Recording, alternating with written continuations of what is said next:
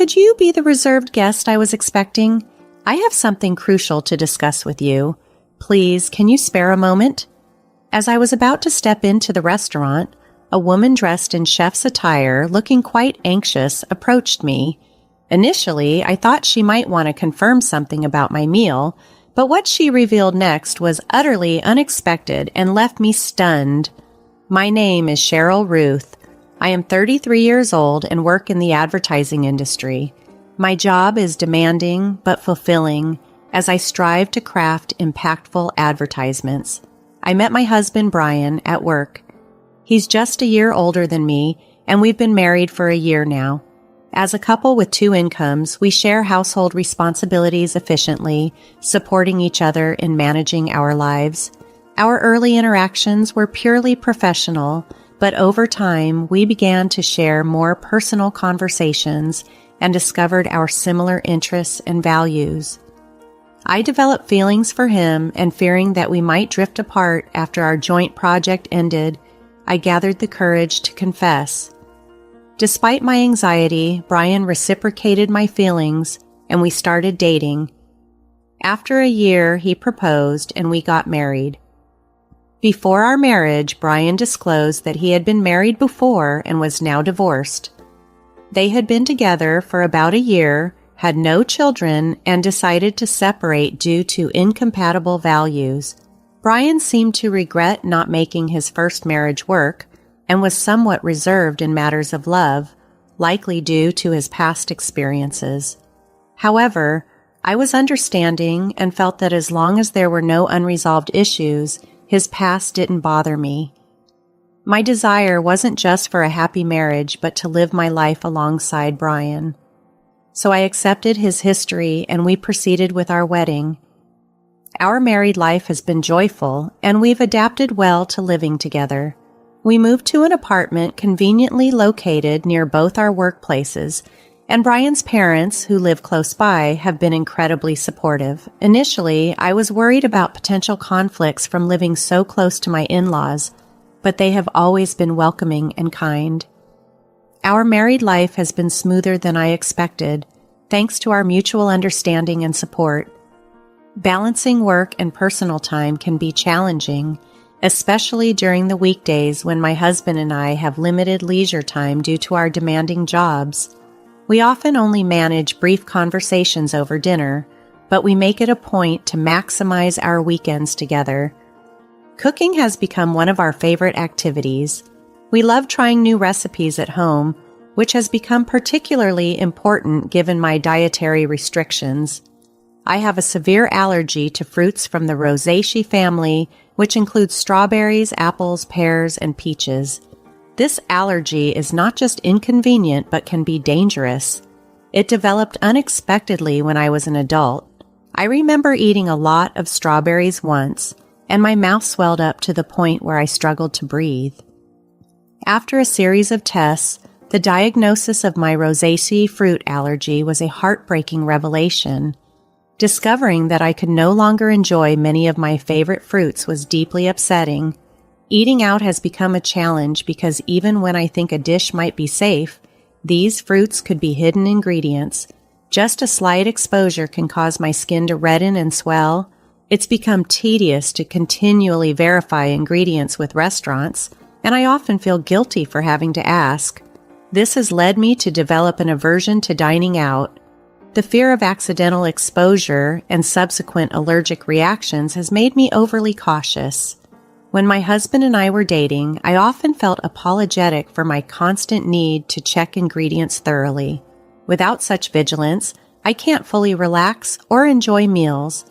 However, cooking at home has become a haven. Choosing and preparing ingredients together has become a cherished routine that mitigates my worries. Fortunately, my husband and his parents are incredibly supportive of my situation, which eases a lot of the mental strain. My mother-in-law, in particular, understands allergies very well due to her father's severe wheat allergy. Her empathy and knowledge have been a huge comfort, making my transition into married life smoother and helping me manage my dietary restrictions with less stress. Cooking and eating at home has become a joyful activity for us, and a necessary adaptation to ensure my well-being. Allergies can be serious, even life-threatening, so we always take them seriously. My mother-in-law took the time to understand my specific dietary needs and went out of her way to ensure that any meal we shared was safe for me. Whether we were dining at her home or eating out, she took additional precautions to let me enjoy my meals without fear. "You shouldn't have to be scared during meals. I'll make sure everything is safe for you," she assured me once, a gesture that nearly brought me to tears. I've grown to have a wonderful relationship with my in-laws, especially my mother-in-law, who treats me as if I were her daughter. We often spend time together, and my husband and his parents are genuinely caring people. Thanks to their efforts, my initial fears about managing my allergies have all but disappeared. One memorable day, I received a promotion at work for a project proposal I initiated, which was a big success. I shared the exciting news with my family, and they were all overjoyed, particularly my mother-in-law. To celebrate, she suggested we go to an upscale restaurant located in a luxurious hotel, an establishment I had dreamt of visiting since my student days. Despite the grandeur, I hesitated because of the extravagant setting and my concerns about the menu. "You don't have to hold back. It's such a joyous occasion. Let me treat you," she insisted, genuinely pleased about my achievement. Her enthusiasm warmed my heart, but I still had reservations. Before my allergy diagnosis, I had browsed the restaurant's website, fantasizing about trying their fruit-filled tart. I knew that the restaurant frequently used fruits from the Rosaceae family in their dishes. While I appreciated my mother-in-law's generosity, the restaurant's penchant for using allergenic ingredients made me nervous. In the past, whenever we dined out, we would inform the staff of my allergies in advance, but I always felt guilty for the extra trouble. We usually opted for places that rarely used fruits from the Rosaceae family to minimize the risk. Even though the restaurant could prepare dishes without these fruits, the thought of a kitchen that regularly handled them was frightening. The potential for cross-contamination was too high a risk for comfort. In the end, my decision leaned towards caution, preferring to celebrate in a way that ensured both safety and enjoyment without the underlying fear. Due to my concerns about a potential allergic reaction, I initially hesitated to accept my mother-in-law's invitation to dine at a high-end restaurant. Nonetheless, she was persistent and reassuring. "Don't worry, I'll inform them about your allergy when I make the reservation. I also know someone there, so they'll take good care of us," she confidently assured me. I was surprised to learn of her connection to the restaurant, as neither she nor my husband had ever mentioned it before. It seemed she preferred to keep such details private. Her enthusiasm, coupled with my curiosity about the restaurant's cuisine, eventually swayed me. Given her consistent consideration of my allergies, I felt a bit more at ease about the idea. When I discussed it with my husband, he was also surprised to hear about his mother's connection, but was reassured knowing that they were informed and would take precautions. "It's a celebration of your promotion, right? Make sure to enjoy yourself," he encouraged with a smile. Although I had initial reservations due to my allergies, the restaurant had always been a place I admired.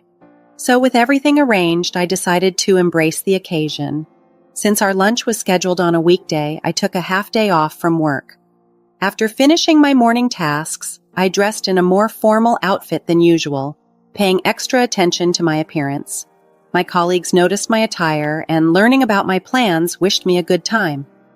Upon arriving at the hotel, my mother-in-law was already there, waiting. Together, we made our way to the restaurant located on the first floor. Thanks to our reservation, we were immediately escorted to our table.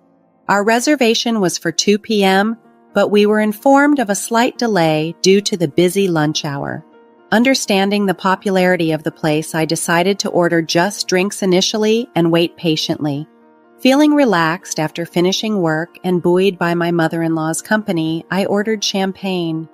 We engaged in delightful conversation, enjoying the moment and the anticipation of our meal.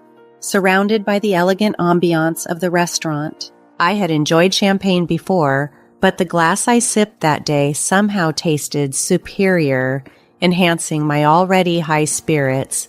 The allure of the restaurant I had long admired, and the tantalizing dishes at nearby tables heightened my anticipation for our meal.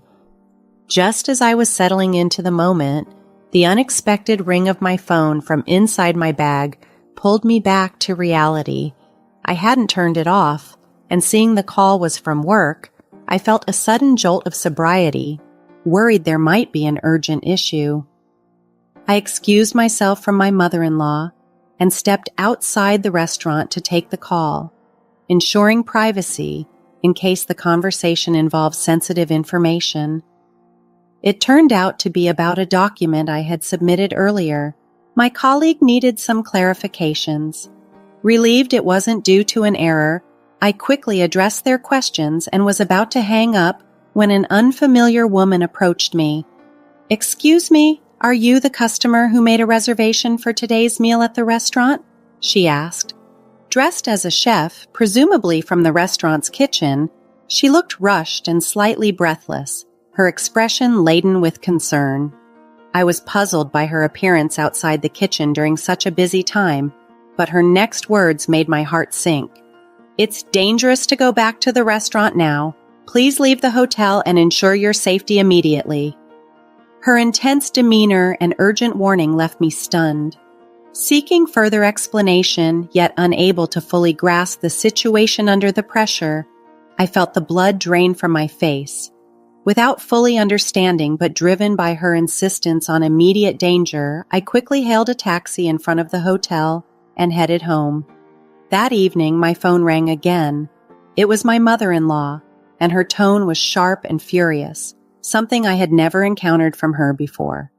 "You had everything set up to celebrate, and you just left without a word. Don't you know basic manners? What kind of upbringing did you have?" She chastised me, clearly embarrassed and upset that I had left the celebration abruptly without explaining, leaving her to handle the reserved special course on her own. Her words were harsh, and I realized the gravity of the misunderstanding and the strain it had unexpectedly caused. I had always seen my mother-in-law as a kind and gentle woman, but during our phone call there was no hint of that gentle person. I thought she would be concerned about my sudden departure, worried something might have happened to me. Instead, she was furiously yelling, her intensity making me wonder if the rumors I had heard about her might be true. As I stayed quiet, she continued to berate me, criticizing not only me but also my parents and the way they raised me. "You've been silent this whole time. Don't you realize you've done something wrong? You're not fit to be my son's wife," she raged. After a long tirade, she seemed to calm down slightly, and I finally found the courage to speak up. "You told me you had informed the restaurant about my allergies when you made the reservation, and I could relax, right? But the restaurant wasn't aware of my allergies. What happened?" I asked. The reality was that the meal that day included ingredients I was allergic to, not just in the dessert, but also in the main courses, hidden in marinades and sauces. The woman who approached me outside the restaurant had taken the reservation call from my mother-in-law and confirmed that no mention of my allergies had been made. This woman, a chef responsible for our meal that day, had noticed the allergy badge on my bag and came out to check on me, just in case. If she hadn't warned me, I would have unknowingly consumed the food and likely suffered a severe allergic reaction. At first, I couldn't believe my mother-in-law would deliberately put me at risk, but the chef's urgency made me reconsider. Moreover, she revealed something astonishing, that she was my husband's ex-wife, now working under the name Julia. Seeing me with my mother-in-law, she realized I was the new wife and decided to intervene. She told me that my mother-in-law was known for her harsh behavior, something she had experienced during her marriage to my husband. Living with his parents, the ex-wife was constantly criticized by my mother-in-law, especially when my husband or father-in-law wasn't around. Despite her culinary skills, Honed at a professional cooking school, my mother-in-law found fault with everything she did, even discarding her dishes on occasion. This revelation painted a very different picture of the woman I had known as gentle and kind. It explained the unexpected hostility and helped me understand the complex dynamics of my new family, prompting a serious reconsideration of how to handle these relationships moving forward. My mother-in-law had always been skilled at masking her true nature, especially in front of my husband, leading the ex-wife to believe that any complaints would be disregarded. Recently transitioned to a full-time housewife, she found herself lacking financial independence and constantly under the vigilant eye of her mother-in-law. Feeling trapped and isolated, with no one to confide in and unable to gather any tangible proof of her mistreatment, she eventually saw divorce as her only escape. Despite having no prior work experience outside the home, she leveraged her culinary training to secure a job at a local restaurant. Over time, as she worked diligently and rose through the ranks to become a skilled chef, the painful memories of her past began to fade, and she started to find joy in her profession. However, years later, her past unexpectedly resurfaced when my mother-in-law discovered where she worked and began frequenting the restaurant. Recognizing her ex-daughter-in-law, she started to subtly threaten her for discounts. While the chef declined these absurd demands, the lingering effects of past traumas made her yield to some of them. This was the connection my mother-in-law referred to when boasting about her influence at the restaurant. When I confronted my mother-in-law about not communicating my allergies to the restaurant, she feigned ignorance. "I knew about your allergies, so I must have told them." "Maybe it was the staff's oversight," she said defensively, attempting to shift the blame onto the restaurant staff. Given that the reservation call was handled by the ex-wife, it seemed probable that my mother-in-law had deliberately omitted to mention my allergies, intending to pin any issues on the restaurant. However, I was prepared for her tactics.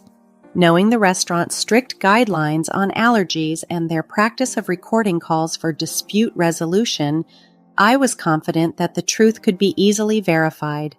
When faced with the possibility of recorded evidence, my mother-in-law was caught off guard and fell silent. I pressed her further. "You've always been so cautious about my allergies. Why didn't you mention them this time?" Until that point, she had always shown a great deal of concern for my well-being, making her actions all the more baffling. After a tense silence, she exploded in defiance. "I despise how you outshine me. You deserve some pain." This shocking admission shattered my perception of our relationship. Her true feelings, hidden under the guise of familial care, revealed a deep-seated resentment towards me. It was a painful realization, and it prompted me to reevaluate the dynamics of our relationship and consider how to address this newfound hostility. My mother-in-law's envy had surfaced because I received praise at work and was more liked in the neighborhood than she was. She arrogantly claimed that even if I spoke out, no one would believe me. Without this incident, I might never have realized she was capable of such deceitful actions. Fortunately, I had gathered evidence that could reveal her true nature, and I confronted her with it, confident that I had the support of my family. In the presence of my parents and my husband, Brian, I had this confrontation. This conversation was being recorded. Everyone present heard how she berated me and her intentions to deliberately expose me to allergens. After the incident at the restaurant, I immediately went to my parents' house and had Brian join us. We were discussing our next steps when she called, so I quickly switched the call to speakerphone and began recording for evidence, capturing her incriminating statements. Taken aback by my revelation, she asked in a shaky voice, "Wait, is Brian there with you?" She had not expected her son to be listening. Responding to her, Brian, who had been silently collecting evidence, finally spoke up. "I heard everything. I can't believe you would do something like this, Mom," he said, his voice tinged with suppressed anger. She hastily began making excuses, saying, "It wasn't like that, I didn't mean it," but her attempts sounded desperate and insincere, especially after her earlier outburst. Brian's anger was evident as he declared, "I don't even want to think of you as my mother anymore. We're cutting ties." Shocked by the true nature of the mother he had trusted, Brian was beyond furious. He then announced his estrangement from her, ignoring her cries. Moreover, my parents stated they would sue her for attempted murder. Brian ended the call, disregarding her continued pleas. Later, when Brian informed his father about the incident, his father was also furious and suggested they separate, eventually evicting her from their home. With no relatives to rely on, no income, and having been a housewife, she found herself in a desperate position. Her husband, feeling a final bit of pity, arranged a basic apartment for her, paid the first month's rent, and told her to find work so she could support herself. However, lacking the motivation to work and still trying to cling to Brian and me, she barged into our house one day, demanding money. This ongoing drama highlighted the need for us to set firm boundaries and protect ourselves from further manipulation and harm. We firmly sent her away, insisting that she should earn her living, particularly Brian, who was extremely stern to ensure she wouldn't approach our house again. Later, rumors suggested she started working at a nearby supermarket, but she appeared quite disheveled and alone, struggling to adjust to her new circumstances. Despite her challenges, I hope she continues to work diligently, not only for her expenses, but also to compensate us for the trouble she caused. I prefer that she remains out of our lives permanently. The root of her actions seemed to stem from jealousy. She wanted to see me suffer, perhaps because my independence and success contrasted sharply with her situation. Jay's ex-wife, who had moved in with his family after graduating from vocational school, was quiet and submissive, often bearing the brunt of her mother-in-law's unpleasant demeanor and bullying nature. In contrast, I am independent, actively working and receiving promotions. I enjoy a higher social status and am well regarded in our neighborhood. Initially, she appeared to approve of me, seeing me as a competent daughter-in-law. However, her feelings shifted to envy as she realized she couldn't bully me. She longed to see me in a diminished position, one that would allow her to look down on me. After the explosive call during which Brian and his father confronted her, she confessed everything, leading to their decision to cut ties with her. Later, Brian reached out to his ex-wife to apologize for not noticing the bullying she endured under his mother's roof. At that time, he was new at his job and blindly trusted his mother, which obscured his perception. He regretted his oversight, but his ex-wife reassured him that she had moved on. She's now dating someone and is happy, which brings peace to their conversation. Through this ordeal, I became friends with Brian's ex-wife. She's career-oriented and we get along well. Despite her being his ex, there are no concerns about their past relationship, and I am glad to have a friend close in age. After resolving the issues with his mother, Brian and his father threw me a promotion party. It was a lovely gesture that made me feel appreciated and supported by them. This celebration reaffirmed my resolve to continue working hard, free from the worries about my former mother-in-law's interference.